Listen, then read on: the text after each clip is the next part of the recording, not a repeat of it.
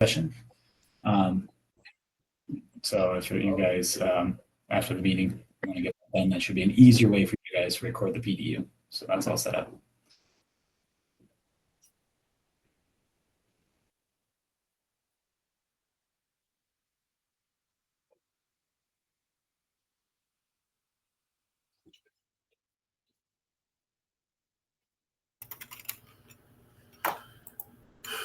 Good afternoon, everybody. Good afternoon, John. Good afternoon, John and David and Greg and everybody else. Good afternoon, everyone. Good afternoon. Gregory's AI note taker. Oh, no. If that doesn't scare you, I think it might be a nice thing. Records video and captures notes. I'm at an age where very few things scare me. They probably should scare me, but they just don't. So, other than Dave, sometimes. We can fix that. It's a feature, not a bug, but thank you. Yeah, that sounds like a challenge. Yes, unfortunately, I feel like that's one of those things that what did they used to call it? Foot and mouth syndrome? That was it. Yeah, you'd think I'd know better by now, but I'm just older. I'm not a whole lot wiser. On that happy note, we'll give folks just one more minute, and then I think, and Greg, are we able to record this? Now, setting aside the question of should we record this, are we technically able to record this? You're on mute, but I'm assuming by the look on your face, that's a yes. And you always have somebody who's like pair PowerPointing with you in the room. So whatever. Oh yeah, this is Stephen. He's a PMI member. Awesome. Okay. Hello, Stephen. Hello. Good afternoon. Anyone got anyone else in the background we should meet? It's one of those days. Okay, then. All right. So I'll go ahead and I think we'll get started in the interest of time. Greg, if we are able to get this recording, I think everyone just... It is recording already. The AI note taker is recorded. Okay, wonderful. Well, thank you everyone for being here. Hey, Jerry, good afternoon. See some friends, old and new. Happy to have all of you here. I'm going to go ahead and in the interest of time, I'll get us started. Maybe. Bear with me for just a moment. And I will go. So thanks everyone for making the time today. I want to make sure everyone can see the PowerPoint deck. Looks like everyone can see this okay. So today we're going to continue. This is the second part of our session that we started last month. Based on what we were hearing from a lot of members and a lot of others in my network and others, the reality is the job market, as low as the overall unemployment rate is, especially in areas where there are core areas of expertise such as yours as project and program managers, portfolio managers, folks in our overarching sphere of those who help get things done with that sort of PM perspective. The market has gotten, I think, challenging for a lot of folks.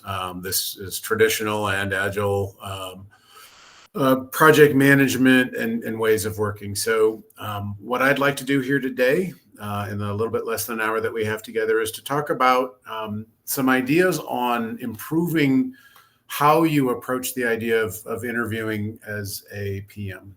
Last month's session, if you didn't see it, I think we've got a video available. If not, reach out to me directly. I'm happy to help if it's helpful. We talked about resumes and how you can look to improve your resume. The second piece of that is use that resume. You've got that interview. Let's talk about what might be some good things to consider as you're starting that interview process. So with that, if I click on the correct window, we will proceed. So really quickly, know before you go, let's talk about the basics. We'll go through that in a little bit. Preparation. So before the interview, before we actually have that interview, whether in person or remote? How do we make sure that we're properly prepared? During the interview, some key points or some key thoughts from my perspective. Closing, so after the interview, how do we wrap things up in a way that makes good logical sense, setting us up for the greatest likelihood of success? And then something that I've added to this. So this material is something that I created for a similar session, I think 6+ months ago, maybe a little bit longer. And obviously generative AI has sort of changed the way that we look at almost everything. So I've added some additional content about how you can use these tools in practical ways to help you prepare. So getting past the hype, how we can actually do that. So with that, then some suggested next steps. I think most of you have probably seen this slide and me talking far more than you would like. Dave, fine, feel free to go on camera and make whatever obligatory joke you would like as a fellow board member and the president of our chapter. But for everyone else, I won't go a whole lot through my history other than the fact that in the last 2.5, 3 decades, I've been the hiring manager or manager of hiring managers in more than 10 different organizations and many more divisions or departments. And so I've participated in hundreds and many hundreds of interviews. Yeah, I see the celebrations, the emoji going through. I don't know if that's a positive thing or a negative thing, but definitely what I'll be talking about today really is, from my vantage point as somebody who has had the profit and loss, the actual budgetary responsibility of hiring people. It's not a theoretical exercise for me. So I'm approaching it and sharing with you my perspective and experience from somebody who had the responsibility of making sure that I was doing the best thing for the organization and bringing in the right person for the team from a financial perspective, from a cultural perspective. So all of this is really based on my experiences, and it's my perspective, but I think that you'll find that any good organization will have some similar things as you approach interviews, that this will be helpful for you folks who think similarly to how I do when I'm talking about recruiting a new leader, a project leader, such as any of you who are here today. So with that, the basics, what are some basic guidance that can be helpful when we're interviewing? Especially for any of you, and I have a lot of compassion and empathy. There's a lot of us who are actively looking for something today. Either we're in between roles, or maybe we have some concerns just based on what's happening in our particular organization or in our particular industry that we may need to start looking. So if it's been a long time, that this is especially oriented to all of you who maybe haven't been through an interview for quite some time, because the world has changed. So we'll start with some common interview anti-patterns. And so we use the word anti-pattern in sort of the agile sphere. If that's not a common term for all of you, anti-patterns, if you think about a pattern, we normally think of a pattern as just something that is predictable, repeatable, something that you can see evidenced in different areas. An anti-pattern is just one that's negative.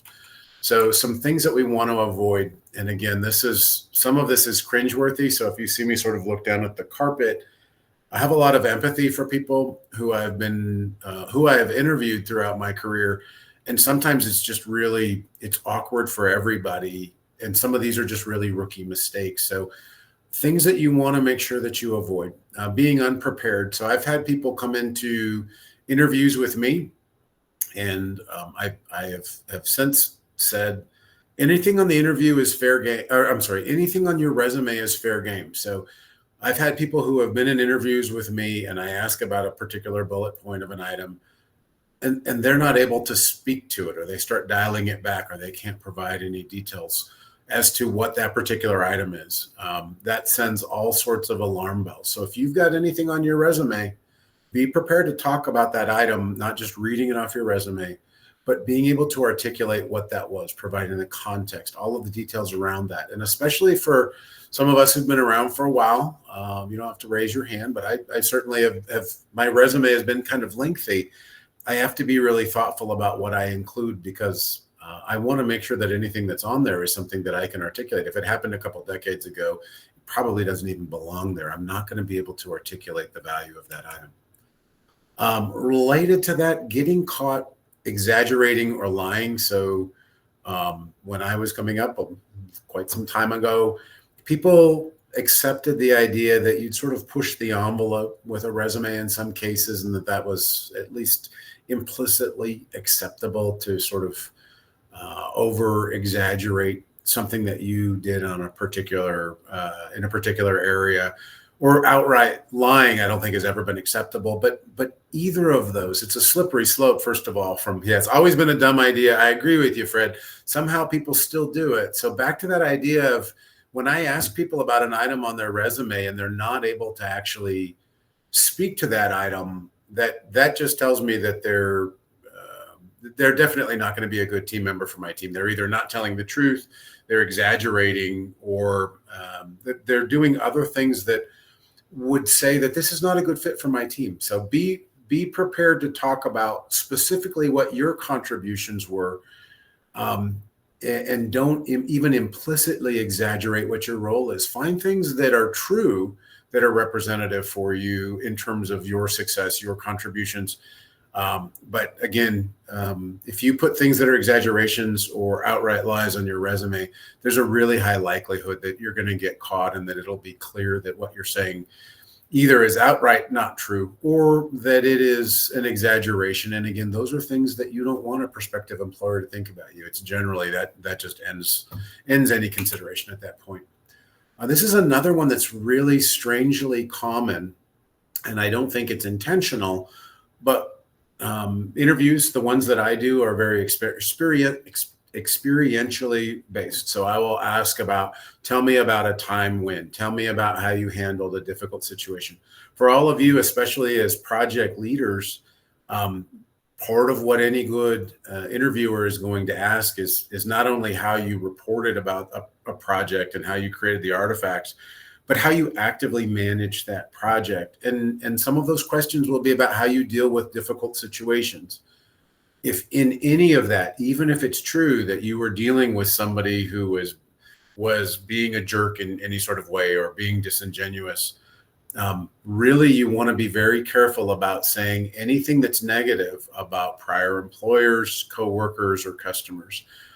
You still can provide context. And what I normally say is talk about the situation, but don't talk about the people. It'll be clear as it needs to be through whatever the situation is, how you were able to deal with that reality. And you can talk about the fact that some people may see things differently or that they manage differently, but be very, very thoughtful and careful about saying something negative about a specific individual or organization. There's no upside to that. You won't win any friends in an interview by doing that, and it'll just make you seem, again, like a questionable team member if that's the way that you see how problems are, that they're based on other human beings rather than the circumstances, the practices, processes, those sorts of things. That's normally what I would say is don't blame the people.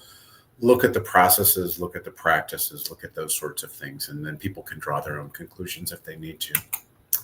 Lack of self-reflection. So this is another one, and I think it's been a number of years, thankfully, that people don't say, what's your greatest weakness, because everyone has learned that you're supposed to just sort of say, well, I work too hard, or those sort of manipulative, disingenuous sort of responses.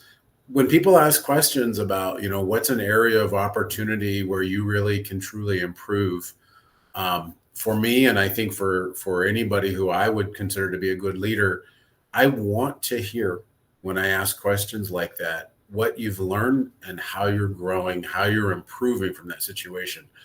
If you don't have good, honest answers about fundamental things that you want to improve about how you work, that would be concerning for me. I would want to understand how you are approaching your career, no matter where you are in your career. Anytime, say what you're supposed to say. You're like, there you go. Good call, Fred. Thank you. So, but any good leader in today's environment is going to want to understand that you are able to self-reflect so that you can improve the way that you work, especially for all of us who are managing projects, because we're always working with people.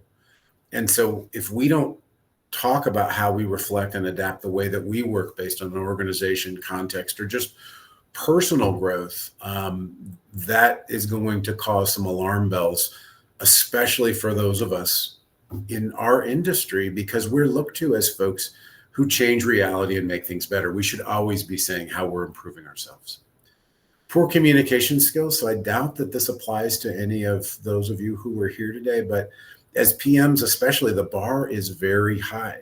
People expect good PMs to have exceptional communication skills. So if you avoid answering a question, a good interviewer is going to catch that immediately. They may or may not say anything about it. Cosette's a note taker. Hi, Cosette's a note taker. If your answers are unclear, if they're inaccurate, incomplete, and I still struggle with this, I'm being recorded in front of a dozen or so of my closest PMI friends. I will say I still need to actively focus on not meandering with my responses. Some of you may be guilty of that. The more you know, the more you may want to talk. I think I may be doing that right now. But focus on your communication skills, again, oriented towards that audience. Thank you, David. Negative body language. So I think the data that I've seen is somewhere around 70% of all communication between humans is nonverbal. So body language says a lot. So if I'm doing this, or if I'm doing this, God forbid, if I'm doing this, I don't know if you can see my watch, those sorts of things. What does that say? Am I leaning forward in my chair? Am I making eye contact? Am I interested? Am I waiting for you to finish this run-on sentence? Pay attention to your body language as well as their body language. Things like this, they telegraph a lot. Hands behind the head. Yes. So all of those sorts of things are things to be cognizant of what you're doing. And we'll talk a little bit more about what you see in others as well. But nonverbal communication is a superpower and worthy of studying. And then unprofessional behavior. Again, all of this is based on real things that have happened. This is not ChatGPT items in terms of things to avoid. I have had people over the last few decades show up in things that I won't even go into some of the details on some of them, but figure like you probably need something on top of that particular outfit. Or I've had people show up in band shirts. Now, I like good punk rock and hip hop as much as anybody, but there's a time and a place, and an interview is not one of them. Showing up late to the interview, excessive or not safe for work, personal discussion, all of those things, inappropriate language, those sorts of things are just, again, you want to be really thoughtful, especially because the bar is high for those of us in the PM community. They look for us to be examples about how folks navigate through an environment as true leaders. So the bar is higher than even for most of the organization. So just be thoughtful about that. And then the other thing, and some of this may be generational, although I have people who are older than me that do this, but leave the phone alone. Even I would say for me, I don't know if you're taking notes with it. I don't know what you're doing with it. Have an old school pad and paper, or be very clear if you have your device out, if you're taking notes. Otherwise, it looks like you've gotten bored and you're trying to multitask. Again, those things will doom an interview before it really even gets started. So here's another thing that I think that it's been an interesting market, obviously, forever, but especially with you turn your phone off, probably a good idea. This is another area that I feel very strongly about, and it's hard to do because there's some sort of, there's a power dynamic that I think folks, we have to be realistic. When you are looking for a job, the organization generally has more power in that scenario than you do. They have a lot of people who are looking, and you may have a lot of opportunities. But to me, anybody that I would want on my team, and any team that I would want to be part of, if I go look to work in another organization and I interview with them, I think that an interview should be mutual. It should not be a one-sided activity. It should very much be bi-directional. And if it's not, it probably tells you a lot about the culture there, and probably not the place you want to be. So the interviewers, generally you're going to have more than one, are interviewing you to see if you're a good match. But I think it's really important to not forget that you're interviewing them to see if they're a good match for you. Now, I understand that this, especially if you've been out of work, I know some of my friends here and network have been out of work for many months. And it's hard to be choosy, I know, at that point when you really need to have that income coming in. But that said, you're going to an organization, you want to have a culture that respects you and your contributions as a person, as a professional. And if they don't, then I would at least be a little bit leery of whether that's a good fit. With respect, I always say ask questions to understand how the organization sees and values the role. So some organizations really put the right of emphasis, support, and appreciation for those of us in the project and program and portfolio management community. Some of them truly don't understand what good project and program and portfolio managers do. You want to see how the organization sees and values that role, and you can ask just some open-ended questions to get a good sense based on their response. You also want to understand overall organizational team and leadership culture. A lot of organizations may be ones that you would love to work for, but that particular team might not be a good fit. The leader of that team might not be a good fit. Or you may like the organization and their products, but you may not like some of the ways that they work. I'll probably get in trouble. This is being recorded, but I would just say, I know there's a lot of folks who enjoy a lot of the products that Tesla provides, and they're a big organization here in Northern Nevada. That said, there are some cultural habits in terms of hours, expectations that are worked and other sorts of things that I know some of my friends, I see a thumbs up there from somebody who I know is very familiar with the organization.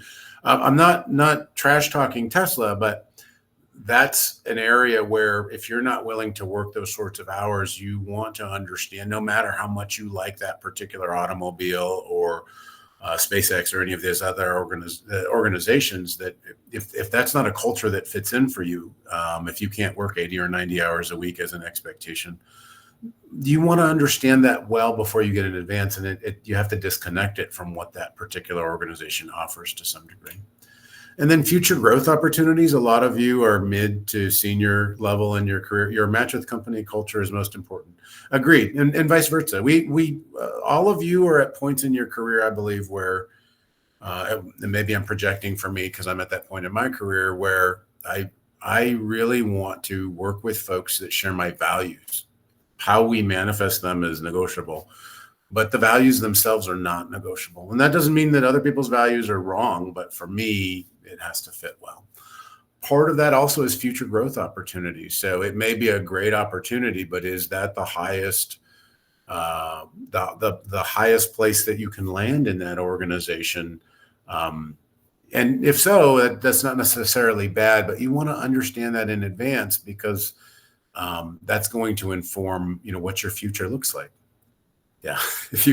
Okay. John Thompson, if you count on unemployment benefits, be careful about the interviews you cancel. Yeah. And I would say have the interview, but that would be part of the conversation. The Tesla example. Yeah. Agreed. Have the interview. My point in all of this, and I'm reading the chat that's coming in the interview, these are questions again that you want to ask to make sure that it's a mutually beneficial interview, that you're understanding them and what they offer as an organization as much as they're trying to understand from you what you're offering. So I don't think any of this is going to get in the way of any of your benefits whatsoever. Do the interview, but these are things to ask in the interview. Oh, and then the last one that was on here, this one's kind of hard to tell, but if you're going to a startup, just be prepared that a lot of them are going to fail. A lot of risk, a lot of reward. So things like company stability, financial performance, strategic plans, retention rate. Retention rate, by the way, I won't go into detail there, but that's a question that you can ask. What is their, most organizations that I've worked with call it non-regrettable.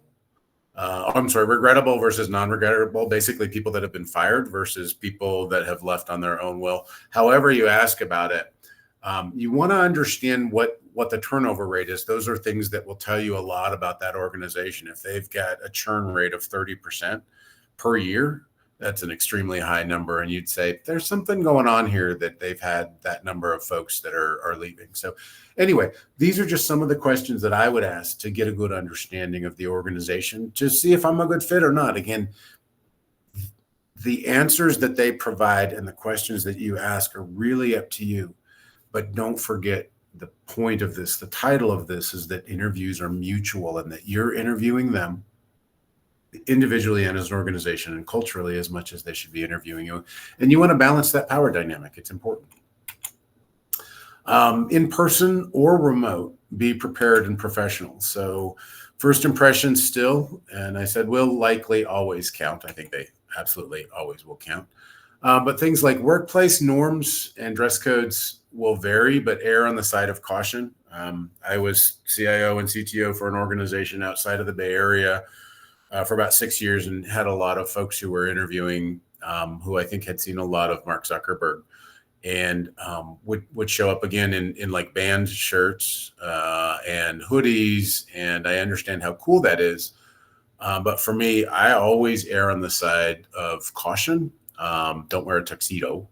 And most people don't wear ties these days, but if you're not sure whether or not they wear jeans, wear slacks, right? So I wouldn't overdo it, but those sorts of things, it's a lot easier to be a notch up, more formal than a notch down and it be awkward. And again, that applies whether or not it's in person or remote. When I do interviews, and I've done them throughout COVID, with folks that were applying in my organization, I still have the same expectation. The fact that you're working from home doesn't mean that I expect to see you in your Rugrats pajamas or whatever. So you want to be professional, and you want your environment to be professional. So on that note, in person or remote doesn't matter. Always have a copy of your resume for review and reference. It is for mid to senior level professionals.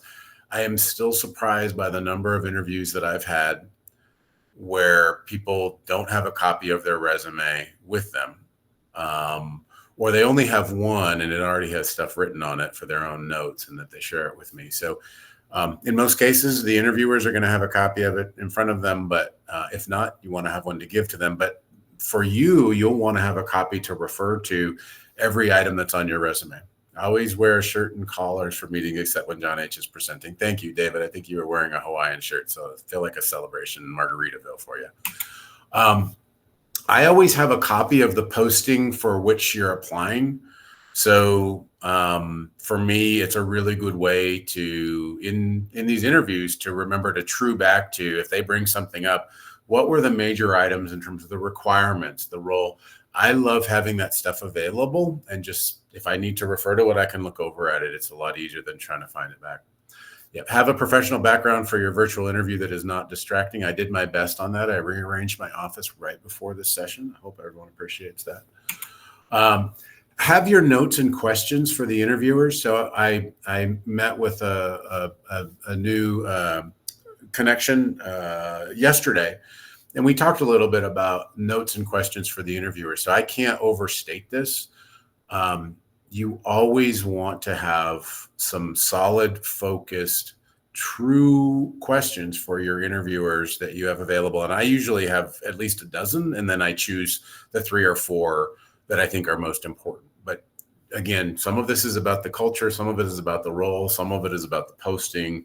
Whatever those things may be, make sure that you have those and that you have them written down. And I also, this is super tactical, especially if you do printed, give yourself space on your printout so you can actually write in the answers. So these seem like really basic things, but you would be surprised how valuable they are. And then I don't know if this applies to many of you based on the particular community that we're in. Most of the PMs that I know don't really have a problem talking. Most of us have a problem, at least myself included, not talking. But for those of you who may get nervous, if you haven't had an interview for a long time, it can be really intimidating. I really strongly suggest, if you know that you can be uncomfortable in those environments, or at least in that context in those environments, have some key talking points that you want to make sure that you cover, especially if you get nervous. That'll really help you zoom back in and get focused if you sort of get out into the ether. For remote interviews, there's some other considerations I would suggest. I already talked about this. Dress professionally and otherwise present yourself as if you were interviewing in an office. So saw there were some comments in the chat, and thank you all who have provided those. Treat it like it's in person. Again, same idea as with dress code. Err on the side of a little bit more formal. You don't have to stop being yourself, but you want to dress professionally even if you're remote like this. Present yourself like you're in an office. If you're remote like this, I spend a bunch of time trying to figure out all the lighting here because I have that challenge. Some of you may have this with the Northern Nevada, how light and bright it can get depending on the angle and time of day. But make sure that you're in a well-lit, quiet space with no distractions, especially during COVID, during a number of interviews. And I have a lot of empathy for folks who don't have a ton of room. But having all sorts of cats walk by on keyboards is cute, but when you're in an interview, that's probably not the look that you want to send, because the first thing I think when that happens, when I'm interviewing somebody, is if you can't do this for this interview, what are you going to do when you're leading meetings that are, for 20, 30, 40 people, whatever that may be? Like you want to really show that you can be professional.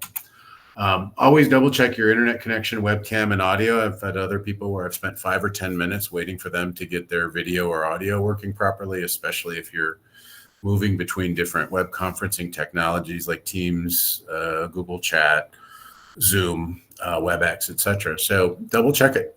Just do that homework up front to make sure all that stuff is working properly. This I don't think is a problem a whole lot anymore. There's more web-based clients, but sometimes you'll still see that, like Zoom used to do this thing where it would you'd try to launch a meeting, and then Zoom would want to download the client right before the meeting, right when you're trying to launch it. So do that homework in advance, and make sure that you've got those clients set up and running properly. If you're doing a remote interview, double check it, make sure that's working properly. Make sure all of those items on the right are tested properly before the meeting actually happens, and give yourself some time to fix them if they're problematic.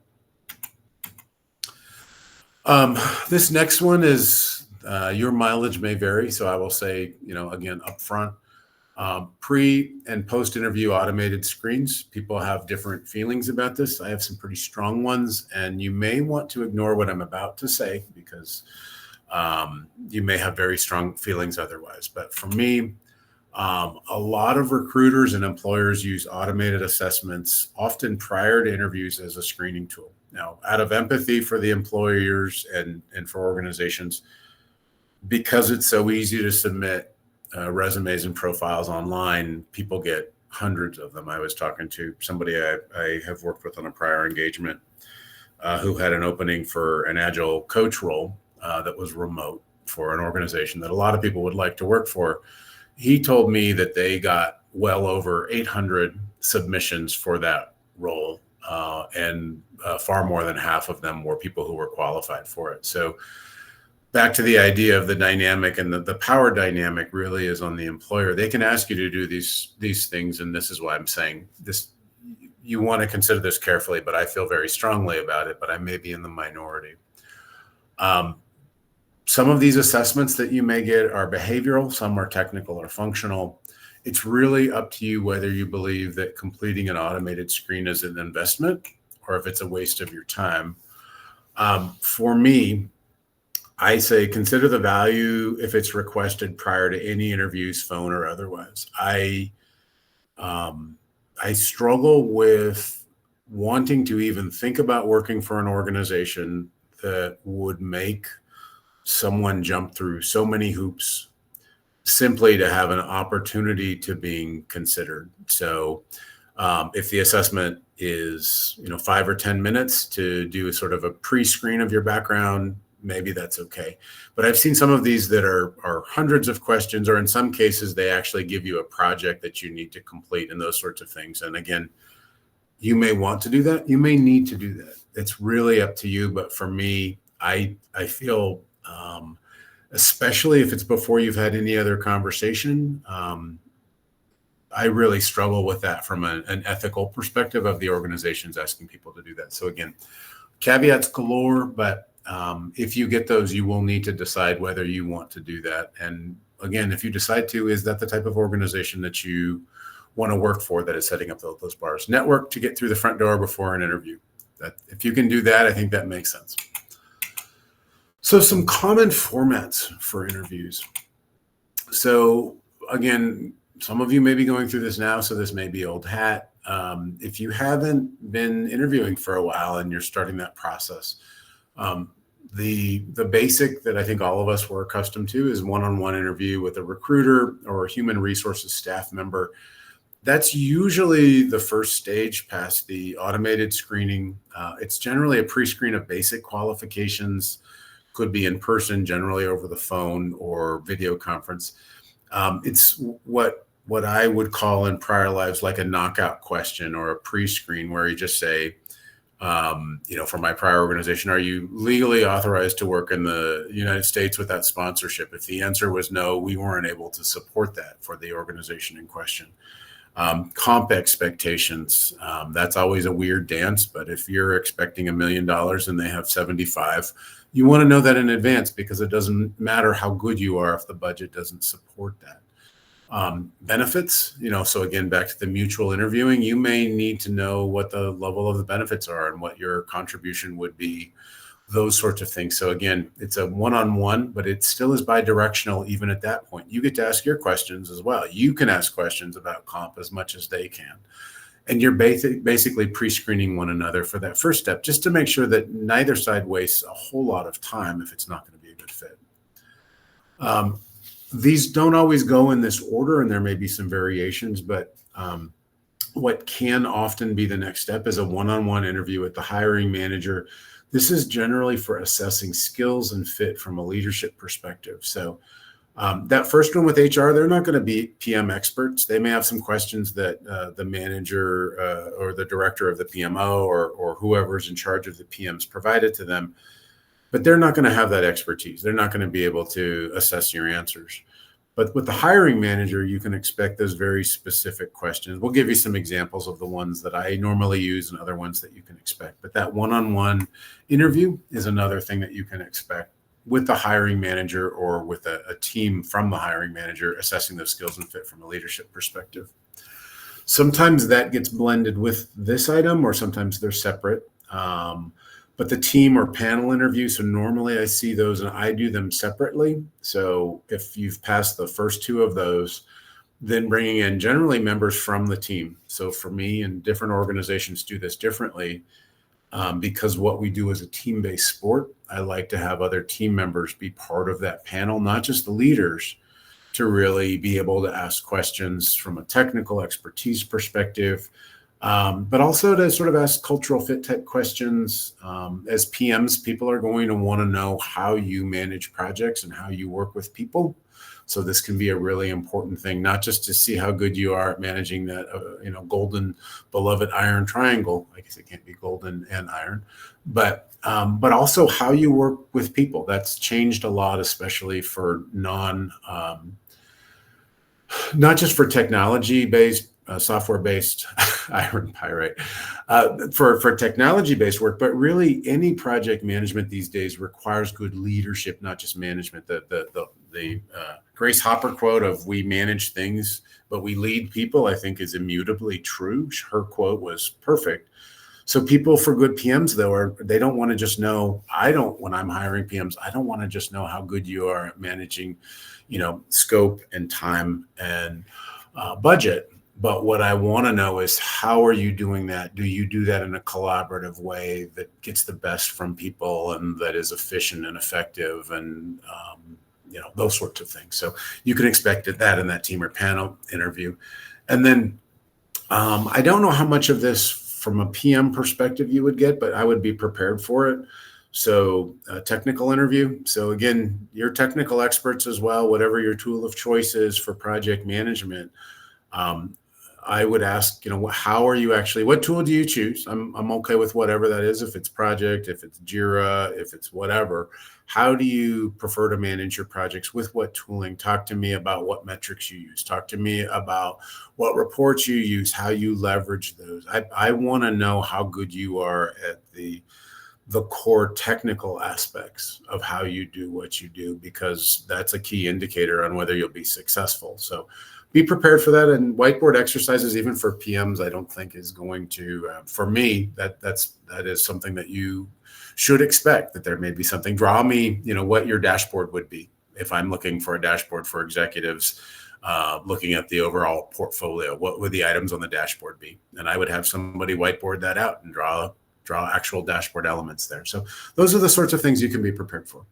The other thing on this is it's not just the assessment of your skills and problem solving approach, but it also puts you in the hot seat. And again, as PMs, we're kind of accustomed to that for the most part, but see how people work under pressure. I did a whiteboard exercise once and I felt bad for everyone involved. It was really difficult to see, but somebody who got so flustered at the whiteboard exercise, and I felt really bad. He felt really embarrassed, but he literally dropped the dry erase marker and said, "I can't do this," and walked out and left and just didn't come back. So that was awful. The flip side of that, though, is if that gentleman had joined the organization and he truly was able to look like he knew what he was doing as a PM, but was not able to do so, how bad would that be if we had hired him, had him on a project, and then found out at that point in time that he actually wasn't qualified to do that work? So it's a good idea of seeing how well you can work under sometimes difficult situations or circumstances. So I'm going to skip over the group chat just based on the interest of time. I'm going to go over to some key considerations for project managers that I think you can expect. And I put, analysts as well. So anybody in the project ecosystem, things that you can expect as far as some specific questions related to the roles. Again, especially with those who are coming from the human resources department, or if you're going through an agency, understand that the people who are asking you these questions don't have that background. If they're working for a consulting company, they'll have a job description that's available or a posting, but they haven't done the work that you've done. And they haven't generally been around people who have done the work that you've done. They're going to have less experience or knowledge than you in these areas. So make sure, and some of this came up in the conversation for those of you who joined at our last month's session about resumes. It's the same idea that you're going to have to make sure that you're able to work with those different audiences. And so if you start talking about things like WBSs and even project charters and things like that, that language may be alien to these folks. And so being able to, at a minimum, read that body language and articulate what that particular item was if people don't understand it. Avoid jargon at all costs, yes. To the extent that you can. Where you cannot, what I would say is build a bridge to somebody. And it's not just those customer service reps or whoever is the HR reps. It also can be when you're dealing with executives. So when I was in a CIO and CTO role, I had done a lot of the work that my team members had done, but I was never as good as any of those people at any of those jobs. I'm a Swiss Army knife, but I'm not a master of anything. So when people were talking to me about, something that they had implemented, from a DevOps perspective, for example, or you use whatever example you can think of, conceptually, I could understand it, but a particular tool, a particular framework, a particular technology, a particular approach, especially if it's new or novel or proprietary, I would be lost. And so be cognizant of that and make sure that, again, if you want to articulate some great tool you've used or some great process, but make sure that you can translate that into terms that a lay person can understand. Always know your audience. And if you want to bring a particular item up and it is of that nature, translate it. Provide an explanation of it in common English terms that anybody could understand. That's also a good test of you being able to show how good you are at what you do by being able to articulate complex things in more simple terms. That will generally show quite well. So for these questions, you can expect in any of these interviews from any of these individuals, theoretical book knowledge type questions, like, can you explain the key principles of the Agile methodology and how it differs from the waterfall model? And you can expect those with a specific lens on project management. Some organizations haven't made the shift from waterfall to Agile. In a number of other instances, people have struggled with Agile as an approach to project management or portfolio management. So whatever the case may be prepared for those theoretical questions. Sometimes people really like to see if you have studied the book. I am not generally one who likes to do that. sorry, we've got our 15 minutes. So our 15-minute warning. So be prepared for those theoretical questions. I'm not a fan of them, but some people really are. For me, anything that's Googleable isn't super interesting for me to ask you all about. I want to know more about what you've done. I also see a lot of hypothetical questions. I'm not a fan of these either, but you can expect them. A lot of people are fans of them. The future-looking questions. The reason that I don't like the theoretical, because they're Googleable. No, Fred, I'm not saying that, except sort of. We can talk about that later, but not in this meeting. Hypothetical questions. The problem for me with hypothetical questions are anybody, especially at your level, you'll know how to answer these questions, whether or not you believe it. So, imagine that you're leading a project that's running behind schedule due to unexpected technical issues. How would you handle the situation to get the project back on track? The reason I don't ask these questions anymore, I used to ask them early in my career, was they're very easy to answer, but very few people in the real world, when those circumstances happen, actually apply those tools. So I'm not a really big fan of the hypothetical. What I actually am far more interested in is also not this one. I think I end with it. Brain teaser questions. To me, this is just generally an ego-based approach from a lot of interviewers. I'm really not a fan of, the Microsoft question of why are manhole covers round? While I understand at least the generous interpretation of the intent of these questions, of understanding how you approach a problem logically, and how you think through these things, not everyone's brain works that way. And again, it's interesting, but I'm not sure that if I asked any of you this question, if you don't already know the question, right? So the answer to the question, I don't know that it would make me feel any different about whether you're a good fit for the organization or not. The other problem with these brain teaser questions is that people use the same one. So, Microsoft used this long enough that everyone knew about it and you knew how to answer the question. So the value was really, really minimal. It really seemed like it was just a way to stump the chump. So they don't fall down. There's no way for them to actually fall down the hole. These... I didn't know either. It makes sense. That said, I don't know. So, Catherine, I still would have absolutely hired you even if you didn't know the answer to that question, because what I would want to know if I was interviewing you is, are you an exceptional project manager who deals well with people, who helps build them up, who knows how to knock down barriers and challenges in a graceful, organizational, cultural, compatible way? And gets projects done. And that's why I ask questions like this, which is, if I was talking to Catherine, I would say, can you talk to me about a project where you managed that was particularly challenging? What strategies did you use to overcome those challenges, and what was the outcome? If Catherine and I are talking about her history, I'm going to learn so much about how awesome she is as a PM by asking questions like this. And I'm also going to be able to ask follow-up questions. How did you do that? So you applied this and we made this change. So, okay, and the outcome was that. What did you do next? How did they respond? That was your presentation question when you interviewed at Tesla. There you go. Yeah, so I think that this is the best way to understand how people are going to work, is based on what they've done before. Past is not our future, but it's going to be the most reliable way for us to estimate what you're going to do. Is going to be based on the things that you've done before. Also, when you have these questions, it's a really good chance. One of the individuals that I was talking with yesterday is actually here with us today, and we talked about this, like the same comment that I made.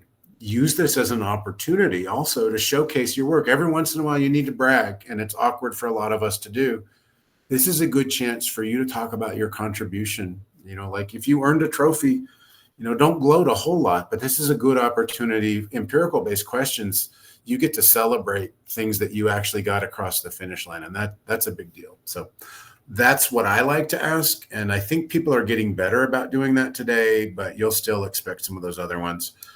This last one, to me, depends a lot on which the specific question is, but you should be prepared for it as well, which is the philosophical or preferential questions. What do you believe the most important quality for a project manager to possess and why? There's an age-old quote. Yeah, I know, right?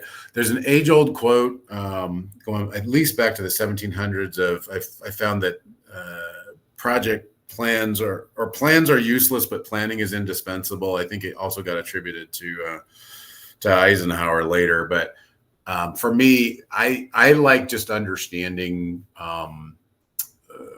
what people think in these contexts. But I mean, again, this is a question that's kind of useless to some degree, because if I'm looking to any of you and I'm looking to hire you as project manager, you don't get to just have one quality. There's a lot of qualities that are all equally important. And to ask if there's one just seems false to me and unfair. So you may get those though, so be prepared for them. But if it were me, I would also just pivot and say, well, I think a good project manager is one who can change the reality of a project and actively change it from being red to green.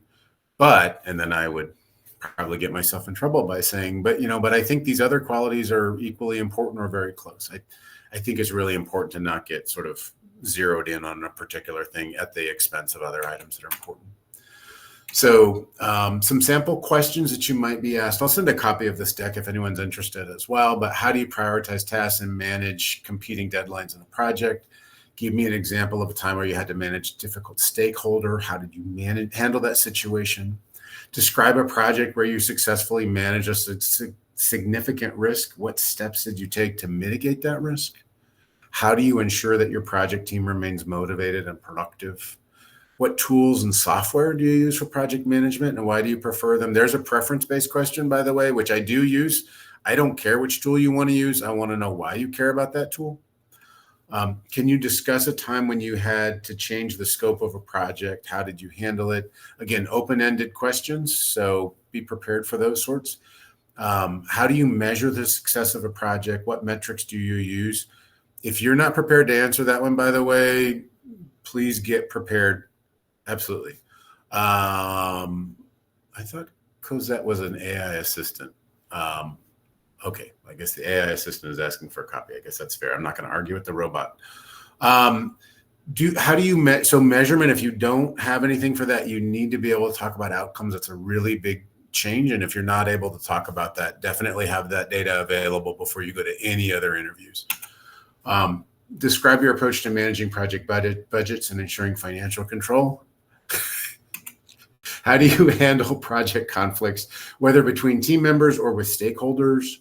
What strategies do you use to ensure clear communication within your project team and with stakeholders?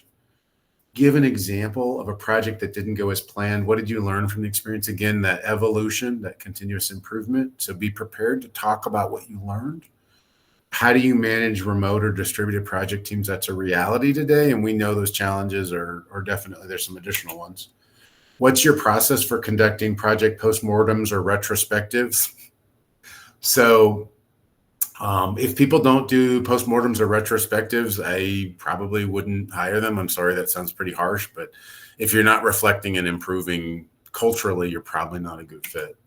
And then how do you balance multiple projects at once, and what techniques do you use to stay organized? So those are just some of the questions that you can expect.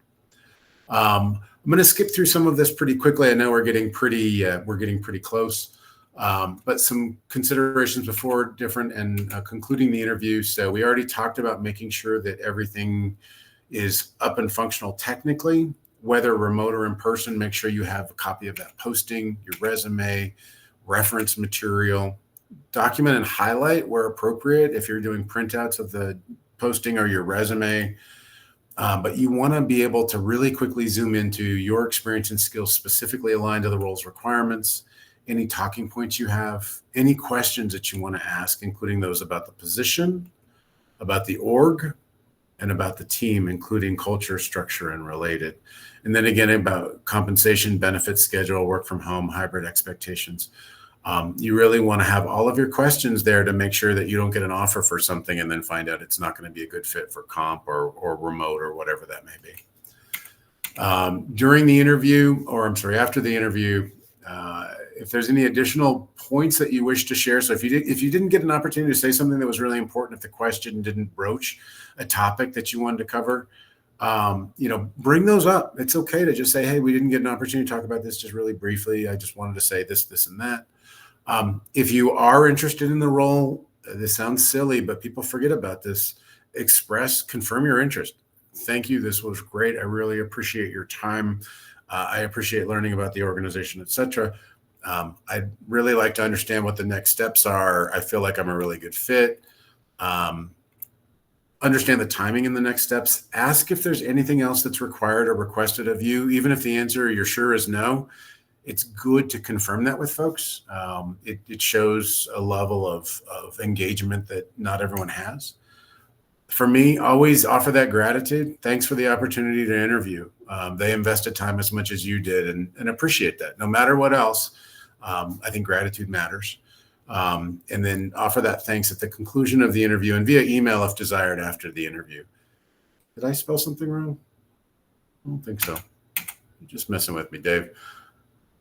Oh, you spelled something wrong. All right. Well, we only have a couple of minutes. I added a couple of things on here, like I said, and we're not going to have a lot of time for Q&A, but please feel free to connect with me on LinkedIn. I'm going to go through a couple more slides. Connect with me on LinkedIn if you'd like, or post in the PMI Northern Nevada LinkedIn group. I'd love to get more dialogue going there, especially if I miss something. Anything else you have questions on, you want to play Stump the Chumps for those of you who used to listen to Car Talk.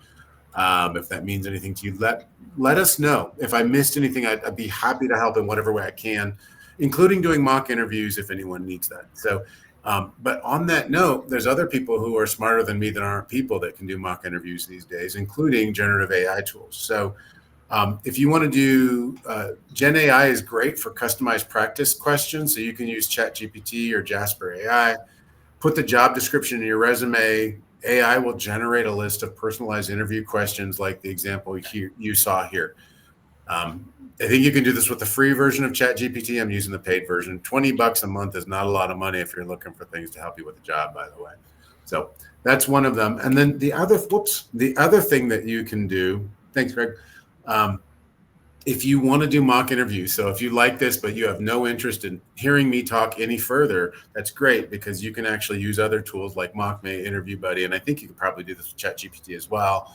You can do mock interviews with these AI-based platforms and get some feedback on response quality, clarity, and content. So this will help you with that process. I also think, if you've got a friend that you can talk to, somebody, a professional network connection, somebody from this group, you can also help with that as well. Was that you raising your hand, Dave? Yes, I'm raising my hand. Okay, so David, our president of the Northern Nevada PMI chapter, your own president here, he's offering his help. I'm offering mine as well. I think John Thompson, whether or not he just volunteered too. He did. Yeah. But John, I just wanted to jump in quick because I got to zip to another meeting that just started. Yeah. Thank you so much. This was hugely valuable. And also thank you to all the attendees that came in today. The questions were great and we love you guys. That is awesome. Thank you so much. Thanks. I hope this is helpful, especially for those of you who are looking. The next steps that are right here that I would just really quickly read through because I love reading PowerPoint slides. Just kidding. Review your resume and ensure that you can speak clearly, confidently, and convincingly as to every item that's on it. Consider asking a friend, coworker, or generative AI or prior manager to do mock interviews with you. Again, David signed up. I'm available as well. Happy to help. If you want to do that process and get comfortable with it, draft that list of talking points, general questions, and other notes for use in all of your interviews.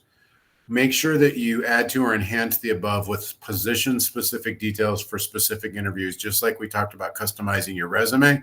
Same idea for your questions. And then always have a copy of your resume and posting immediately available for reference in every interview. So with that, I will just say thank you because there's no more time for Q&A, but I really appreciate it. I hope that was helpful for some of you, hopefully for all of you. Thanks for making the time. And if you're on that journey, again, anything that we can do to help you on that journey in the PMI Northern Nevada chapter, we're happy to do that. And thanks, everybody. Take care. We'll talk to you soon. Bye-bye.